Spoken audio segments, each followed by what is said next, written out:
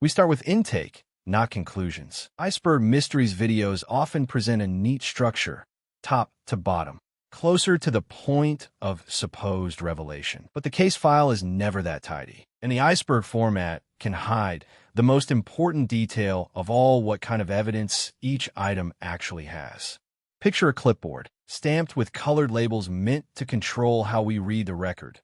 Proven, plausible, contradicted, unsourced. Now, imagine those stamps sliding under a stack of iceberg diagrams like missing paperwork. In many compilations, the labels are absent. A documented event sits beside a myth, and a later interpretation sits beside an ancient inscription, without any clear indication whether we're looking at primary sources, contested translations, or sheer narrative invention. That omission matters because depth becomes a storytelling effect. Viewers learn a false information rule.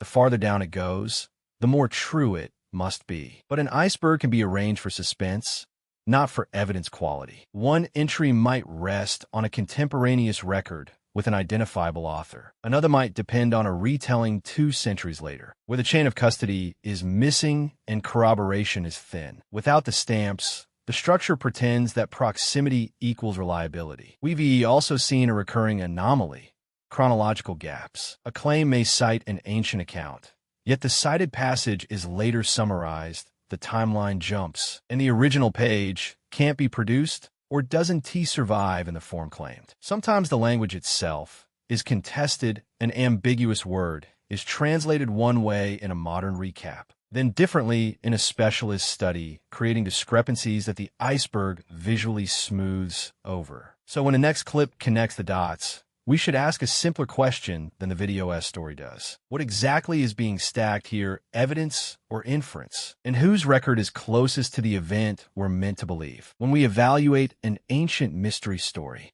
we shouldn't treat it like a single witness statement. We should treat it like a stack of testimonies, copied over time, each with its own weak points. Consider a common claim pattern. A later author presents an earliest account, as if it confirms the event. But when we map the publication timeline, the supposed earliest source often appears to be a redraw from a later testimony. The handwriting changes, even when the notebook page looks familiar. The content may feel inherited, yet the wording, the emphasis, and even the missing details line up with a text published much later. Here's the discrepancy we look for. One narrative says it is preserving origin, but its claims echo themes, phrasing, or structures that only make sense in later scholarship or popular retellings. The earlier period is treated as a blank stage, then filled in by someone who came after. So the later retelling doesn't just add decoration. It can become the engine that generates the original story. This is how timeline drift sneaks in. A modern recap may cite an ancient source, but the citation is actually to a translation, a summary, or a secondary paraphrase that arrived generations later. Then the copyist effect kicks in, omissions get normalized, uncertainties get smoothed, and contested language gets reinterpreted as certainty. So before we accept an attestation, we trace the claim backward and ask what survives earliest, in what form, and by whose pen.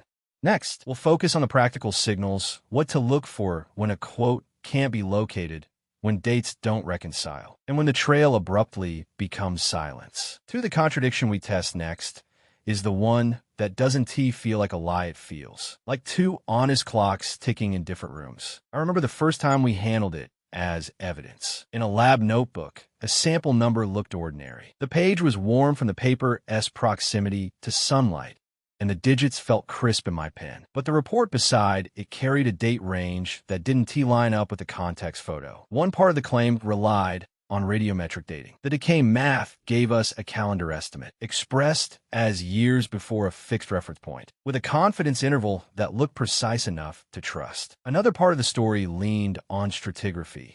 The layers on the site wall, ordered by deposition, read as a straightforward sequence of older beneath, younger above. In principle, both methods should converge. In practice, they can disagree when the site record is disturbed, when older material slides upward, when a trench cut reshuffles the archive, or when a sample was taken from a pocket not captured in the field notes. Then comes the interpretive trap. If the stratigraphic sequence is incomplete, missing a transition layer. Unclear about a contact boundary, people sometimes treat what they can't see as if it must be the simplest thing they can imagine. They fill in gaps, and the filled-in story starts behaving like a complete timeline. Two transparent overlays summarize the pattern in my mind. One shows straight lines stacked like a stack of papers. The other shows a calendar grid. When they don't align, the anomaly isn't necessarily fraud. It's a mismatch of dating systems and an assumption that separate chronologies are measuring the same moment. Next, we follow how that mismatch turns into a claim about origins by asking what kind of context a quote or artifact was actually allowed to preserve and what got lost between the shells of dates. Let us zoom in on the moment where ordinary words start pretending they were hiding secrets. A lot of popular claims hinge on translation, transcription, and framing, not on new discoveries. The same inscription, the same passage, can travel through multiple hands and emerge as something else entirely. Picture a cracked stone with one highlighted word under a magnifying glass. In the claim, that single term is treated like a label for a prophecy. But the stone doesn't sit alone. The surrounding grammar is doing real work: qualifiers, tense, reference markers, even who is speaking. When a modern rendering lifts one word out of its clause, it doesn't just change wording. It changes the burden of meaning. Here, as the pattern we keep seeing in the record. A translator chooses one plausible sense. A transcription copies a damaged character in a slightly off way. And a later writer selectively quotes only the line that supports a code. Meanwhile, the original text may include hedges like as if, conditional phrasing, or context that limits the statement to a specific setting. Those qualifiers are not decorative. They are the constraints that tell us what the author was actually claiming. So I'm going to challenge you directly. If you're avoiding the hard step reading the full sentence, checking variant readings, and asking what the rest of the text permits, then you're not solving a mystery. You're recruiting the translation to do your work for you. Next, we examine how these framing choices spread across citations until a contested gloss hardens into common knowledge, and the gap between what S written and what S inferred becomes the real artifact. At the very bottom of the iceberg, we find a different kind of problem than mistranslation or missing dates. The claim keeps living because it becomes entertainment, and entertainment starts behaving like a primary source. We've seen this feedback loop. A sensational summary condenses a complex, disputed passage into a clean, this proves X narrative. Then retellings arrive, repeating the same summary, because it is already packaged to be memorable. Later videos and books cite those retellings as if they were fresh documentation. At that point, the evidence is no longer the original record. It's the headline-shaped version of the claim, now wearing citation footnotes. Imagine a small, lived moment inside the machine of repetition. A viewer watches a 2-minute clip that lists the hidden location, the secret code, earliest witness, all wrapped in confident language. The viewer saves it. A month later, they skim a book draft that quotes the clip S lines as testimony. The book draft then becomes the thing the next author cites, because it sounds scholarly and because it already quotes evidence with the right emotional rhythm. The original primary source is never consulted in that chain.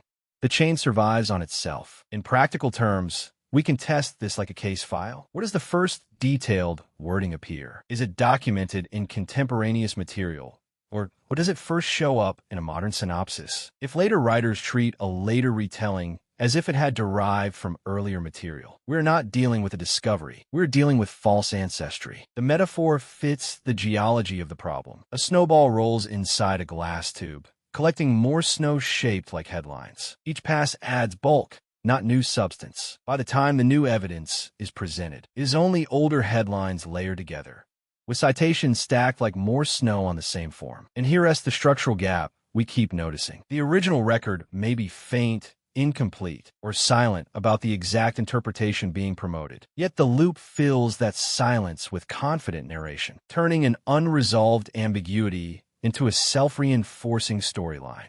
So the next question in the case is not whether the claim sounds compelling. It's whether the citation trail ever reaches the earliest trace or whether it stays trapped, like that snowball, inside the tube of repetition.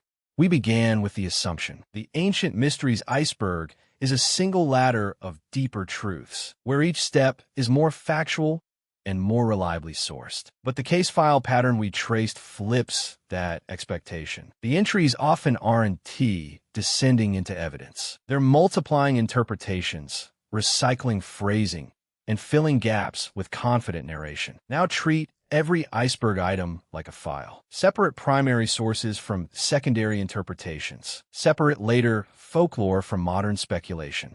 When we do, corroboration becomes identifiable, contradictions become visible, and unsupported claims stop posing as discoveries. If you want the real work to count, pause the next iceberg clip and check the earliest trace, then help others do the same.